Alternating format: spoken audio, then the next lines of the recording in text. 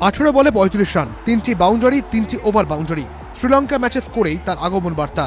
22 গজে যুবরাজের প্রত্যাবর্তন, সহজাত ঝোড়ো ব্যাটিং, বিশেষত রঙ্গনা হেরাতের বলে মিড উইকেট উপর দিয়ে হাঁকানো সুবিশাল ছক্কা। যুবির ট্রেডমার্ক। দলে ফিরলেও ছন্দে ছিলেন না। যুবির একটু সময় লাগবে, বারবার বলছিলেন ক্যাপ্টেন কুল। কিন্তু আর কতদিন?